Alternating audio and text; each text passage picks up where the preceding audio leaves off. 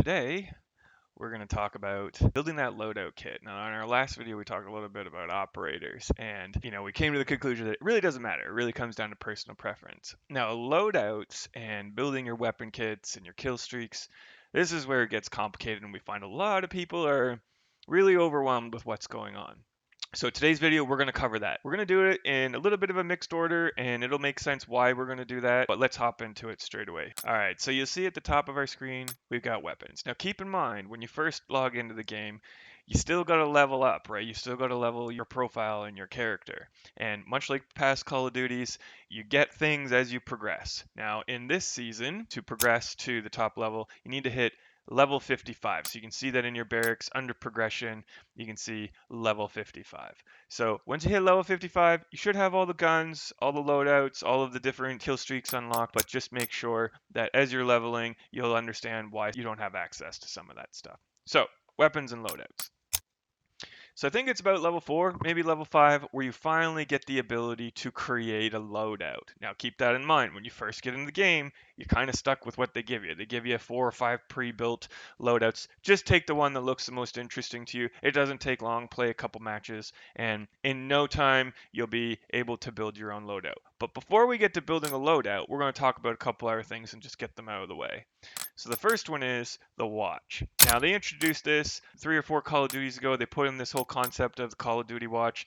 Truth be told, it's purely cosmetic. Some of you may have access to a few right away, depending on past iterations of Call of Duty, or if you've purchased different bundles, things of that nature. You unlock more as you go, and you get more achievements done, certainly seasonal rewards or battle pass rewards. It's really, again, it's just cosmetic. You pick one, you have the ability to check it in game. It doesn't do a whole lot for you.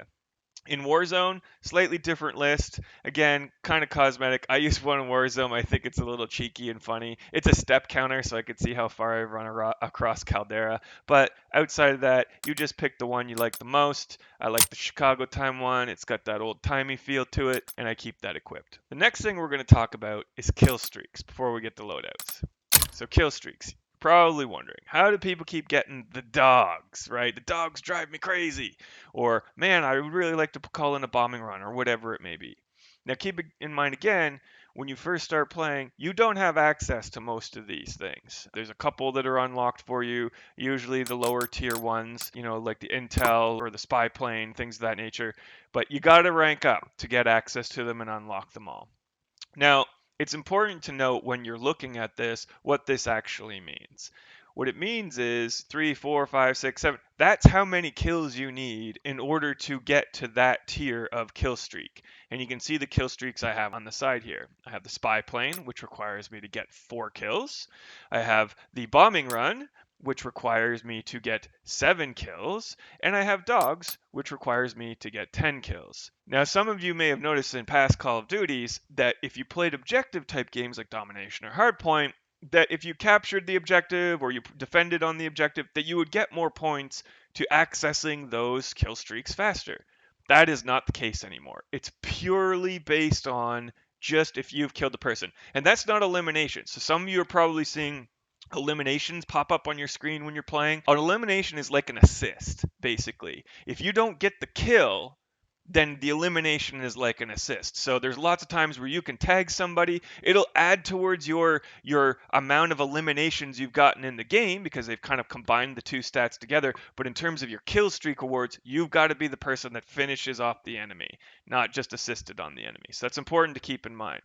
We'll come back in a moment and talk about how we can make it easier, especially for those of you that may be very new or those of you like me that are getting older, how you can ensure that you can get access to more of this and just get your kill streaks out and keep them there for a little while. So this really just comes down to personal preference, what you like. Everybody's got their own playstyle. That's very important that you understand your type of playstyle versus who's on the map with you. It's also important that you understand the game type that you're playing because certain kill streaks do better in certain game types. And they aren't always equal and they aren't always ideally used either. For me personally, you see that I've got the recon plane there, the spy plane. I love the spy plane because it just shows you where people are on the map when they're shooting. If you're playing hardcore, normally you don't have a mini map, so getting that spy plane out fast is very important so you know where the enemies are and give yourself a little bit of an advantage. If you're the type of person that doesn't like people knowing that you're on the map, you are going to use the counter spy plane. Guess what that does? That's right. It covers up the minimap. It cancels out the spy plane. Very frustrating. The bonus of the counter spy plane is that it also keeps people from being able to call in bombing runs and airstrikes. If the map is covered, they can't call in that bombing run to drop it on your head if they're that far along in their kill streak base. So the counter spy plane can be super effective. Early on, you might let the glide bomb. I think is one of the first things you get access to. This is your standard. This is your standard drop the bomb on the guy's head kind of play where you get to guide it in. It is effective. You can counter it by running cold blood. We'll talk about that in a little bit, but very effective early on choice. Mortars. Mortars is one of the most infuriating things, I think, in this game besides dogs. Mortars are great if you're playing objective types, as most of you know. But the trick with the mortar is you can't put it underneath of something. It has to have open airspace. You have to be able to look to the sky when you drop the mortar. If you don't, it's going to give you an error and it won't set it down, and you're probably going to get shot in the process and get frustrated. So make sure when you're placing the mortar that you've got open air above you, or it's going to get ugly. Not a huge fan of the War Machine. Nobody really uses it. There's a few like seasonal game types that come with it. It's not that effective. You do get to keep it. It persists through death, which is I guess an advantage. It's got limited number of grenades to it, so it's not a popular one. Guard dog, very effective early on. This is a single dog, little more health than the regular. This kill streak here at the end, the attack dogs. So the guard dog has more health. He will follow you around. He'll protect you. He can be kind of frustrating to deal with, but very effective early on from a kill streak perspective. Strafing run, jury's out on this one. Like, I've seen it work, but it's like one flyby, and for it to be a 6 or 7 kill streak, or a 6 kill streak in this instance, the guard dog is honestly better, but truthfully, you're probably better off getting that one more and getting the bombing run. The bombing run, as most of you know, the plane flies by overhead 4 times, drops bombs on like a targeted area on the map. Super effective, especially on objective type games. So not a huge fan of the strafe run, but again, if you love the strafe run and you've seen it work well, let me know, because maybe I'm just doing it wrong. I don't see it. Death Machine, this is like explosive rounds. It's kind of like an advanced version of the War Machine. A little more effective. Also don't love it. Not everybody really takes it. It is what it is. Emergency airdrop. And now, if you're confident that your team can hold an area, this is probably worth doing. But much like, and I skipped over it, much like the care package at the start, it's just more care packages all in one bundle. Keep in mind, if you get killed and your team gets killed, the enemy gets it. You need to be very strategic in how you use this. Flame Knot, definitely one of the funnest kill streaks. I love it. I think it's hilarious. It's barbecue time when that sucker comes out, especially if you're on a smaller map like Das House or Shipment. You may want to take this. This is a ton of fun. It probably needs to be nerfed. The flame on this thing shoots like 50 feet. So you can barbecue people from a long way away. Thing you need to remember is you got to make sure nobody's shooting you in the back. If you get that tank hit right here with well-placed sniper shot or a hard shot, you go kaboom and barbecue time is over. That's the way you kill the Flame Knot the fastest, is you shoot him in the back. Otherwise, just a barrage of bullets by 3 or 4 people will do it. It's a very frustrating kill streak to deal with, and you can usually get a lot of kills racked up with it. Highly recommend if you're looking for fun factor and some lulls, this is the guy. Keep in mind, you need 9 though. We'll talk about how you get there. Dogs, I think it goes without saying that everybody knows that dogs is the most frustrating kill streak to deal with. They are very, very hard to kill unless you're using a shotgun or like a Gorenko anti-tank rifle, which we'll talk about. You get a whole pack of dogs, they run around and they bite everybody for you, and you get all kinds of limbs. It's awesome when you get them. It sucks when somebody else gets them and they're against you, because you got to deal with the dogs before you can really deal with the enemy. You want to make sure you avoid the other team getting these as best as you possibly can. No, it's I know it's pretty much impossible sometimes, but they are definitely worth getting if you think you can get 10 kills in a row. Fire bombing run, it's kind of hilarious on small maps because it covers so much of the map. Can be effective, but I prefer dogs over it. I've got friends I play with, they use the fire bombing run. It lays the fire on a map in a line, and it stays there for 2 or 3 minutes, and it burns everybody that runs through it. It can be really effective. Again, personal preference. I prefer dogs. Other people prefer fire bombing run. Jury's out on that one. Local informants, this is like, if you all remember past Call of Duties, this is like the super UAV, right? I don't love it for the 12 points it costs to get it. It means I would have to sacrifice something else, keeping in mind you can only equip 3 kill streaks at a time, right? So that's why I've got these 3. But you may decide that you want to skip, say, the spy plane initially. You feel that you've got enough skill that you can go straight through your mid-tier stuff, and maybe you tack on local informants at the end. Could be super effective, especially for those of you that are trying to get V2 rockets, which are the new nukes, right? So keep that in mind. Again, really comes down to preference, and early on, you are just simply not going to have access to all of these things. You got to level up. You got to hit that level 55. All right. Now that we've covered kill streaks, let's talk about field upgrades before we get to loadouts. So field upgrades, they have a recharge rate. So these have been in the game for a few iterations now. It's really about your play style, right? And it also depends on the map or on the game type that you're ultimately playing. The supply box is great. This is extra ammo, right? You got friends that drop ammo. This is how they get it. It recharges fast. You can see right here under it. It's just purely based on time in game. It used to be that you could get these things spooling up faster by getting kills, things of that nature. This is purely based on time. They've put in a time component, and each of these field upgrades has a time component to it. Some are fast, some are medium, some are slow. Supply box, super effective, highly recommend. I think it's the first you get it right away and be super helpful, even as a new player, and support your teammates. Everybody can click on it when you drop it. It's great. The Goliath, you can see the recharge rate on it is actually really slow. This is the reason I actually don't take the Goliath. It's fun to use a couple times, but you drive it around like a remote drone car, basically. It's a little tank. You can run over stuff with it, but it's so slow. People can shoot at it. It is hard to kill. It will live, but then you can detonate it when you want to detonate it. It is on a bit of a timer for 30 seconds. So it's not really worth it in my opinion, but again, it depends on your playstyle. Maybe you just like to do it once in a while. It is kind of funny to see how people react to it, and they're jumping out of the way and they run away from it. So that's great. Dead silence, especially if you're playing hardcore or more strategic game types, super valuable field upgrade, definitely worth taking. The jammer, not convinced. It jams a little part on the map, on the mini map, so people can't see what's going on in that particular area. Works on like something like Shipment or Das House, where it takes up a large portion of the map. You know, it is an alternative to the counter spy plane, but I'm not certain that it's worth the slow recharge time on it. Deployable cover, very situational, not for everybody. Don't recommend it, but it does have its situations. Just keep that in mind. Not saying don't use it, just saying you need to be very aware of why you're taking it and what you're using it for. Armor plates, well, this isn't Warzone. Honestly, I just wouldn't bother. You can crack these off pretty fast. It's basically one extra bullet for somebody to kill you, and with the slow regen, it's really not worth taking. I've seen people use it before. I feel bad, when I snipe them like right through it anyways, so it's not worth the slow recharge and giving up a couple of the other options that are on the table here. Field mic, it's kind of like a little mini spy plane. Okay, don't recommend it. It's so easy to get the spy plane. It's 3 kills. Come on, man, it's 3 kills. Don't use this. Again, maybe situationally, don't recommend it. It's got a medium recharge rate, so it takes about a minute and a half for it to come up, 2 minutes. But honestly, wouldn't sacrifice it over something else. Tac insert.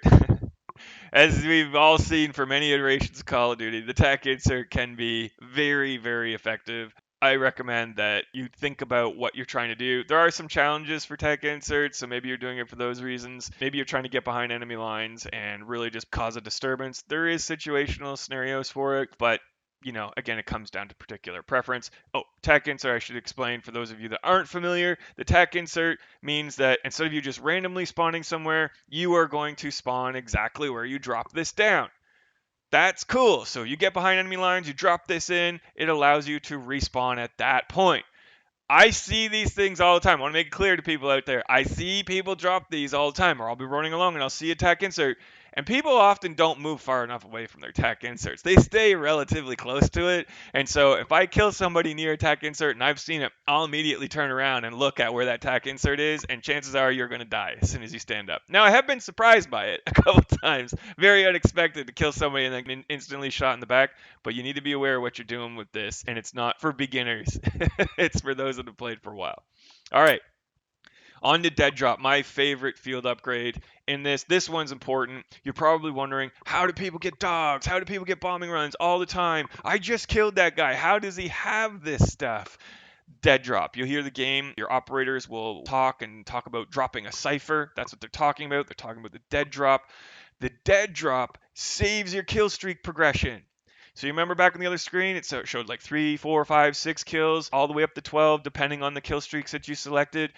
The dead drop, if you got 4 kills and then somebody killed you because you didn't reload in time, the dead drop saves those 4 kills. So when you respawn, you got one more chance to go from 4 kills all the way to the end of your kill streak cycles. But you start at 4, you don't start at 0. Dead drop is the way to go, especially if you're looking to get things like firebombing run, attack dogs, local informants, those higher end kill streaks. You want dead drop. One last thing. I forgot to mention it when we were back on kill streaks. Your kill streaks do not count towards a V2 rocket. So if you're trying to get a nuke or a V2 rocket, you need to actually kill somebody with something other than kill streaks in order for it to count towards your 25 kills to get a V2. That's how you get a V2. It's 25 kills. Does not include anything from glide bomb, mortar barrage, war machine, guard dog, strafing run, death machine. I could go through the whole list. You get my point. These do not count towards that. So keep that in mind. Dead drop helps you get through those kill streaks, and neither of these help you towards your V2 rocket. All right. We're going to go on to loadouts. Now, keep in mind, you got to be level 4 or 5 to even get access to loadouts. This is where you can build and customize your own kit, right? It's important to get your own kit. It helps with your own play style. There's different guns that you can do and different challenges for different guns and situational things. You want to build guns that make sense for you. So for today, I'm going to start by one of the very first weapons you're going to get. I'm going to show you how to build that. And then we're going to talk about more weapons in detail in other videos. We'll talk specifically about each one, how to do their challenges, why I like them, why I don't like them, why I think they're effective for some people and not other people. But for today's purposes, I'm just going to show you how to build a loadout. All right. So I click on, in this case, it was the G43. I'm actually going to switch that up. So when I click in, right, I click into the gun here. I'm going to click on SMGs. I'm going to build for you an MP40. MP40 is one of the very first submachine guns that you unlock. It is also very effective endgame. It is one of the best SMGs that you can use in the game. So don't be concerned, newer folks. The MP40, don't just disregard it out of the gate, but work on it. It will take you a long way in a lot of different game types. So when you see the MP40 here, you see mine's level 70. That is the max level for a gun. Yours is going to be level 0 if you haven't played with it yet, or maybe it was in one of your kits and you used it a little bit. It's going to be a low level. What does this mean? Armory. Okay, you've probably seen blueprints or you've done seasonal challenges. We'll come back and talk about blueprints a little bit more. The armory or the blueprints that come up, the only difference between them and the gun that you have is the blueprints, especially if you're just starting with a new gun, the blueprints give you access to attachments on the gun that you haven't unlocked yet. So think of it about like as you level the gun, it got 70 levels. As you go through, we'll click on this so I show you what I'm talking about.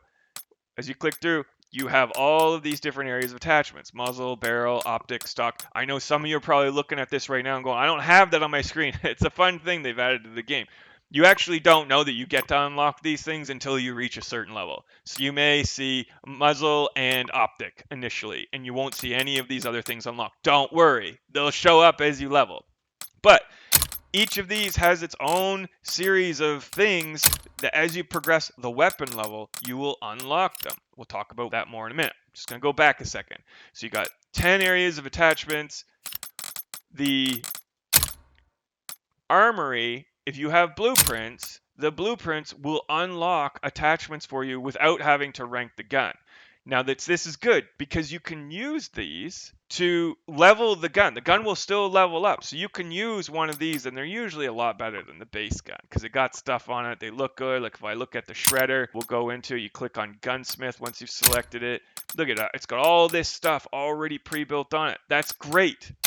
Normally you'd have to level up. So you can use this and level up the gun, and it'll start to unlock the other stuff for you. So what does that mean? All right, let's go back here for a second. We'll start over. I'm going to take the MP40. I'm clicking on it, right? Now, you see it in my loadout. I have to click on Gunsmith in order to add different pieces to it. This is important. You got to choose a muzzle, right? When you first start playing, we'll talk about building guns and all the different stats a little later. I'll take the first one. You're going to pick a barrel. These can adjust things like range and damage and bullet spread and all that stuff, right? So I'm going to pick the first one again. I'm going to do this all the way through. Your optics, so your scope. You're going to have a long list. We're going to talk about this all later on, I promise. But for today's purposes, it's just about building your kit. So anyways, you get my point. You go through, you pick the things that you have access to when you first start playing. We'll talk about the best MP40 build there is. We'll talk about that in another video. But for now, you get my point. This is how you build it all out. Keep adding attachments, level that gun. So you need to keep in mind when you're building your kit, it needs to come down to play style. For those of you that are getting a little bit older or are very new, I recommend that you start with smaller kill streaks and get comfortable getting the 3, 4, 5, 6, 7 kills in a row before you die. Remember, dead drop does help with that, saves that kill streak. So keep that in mind for when you're building.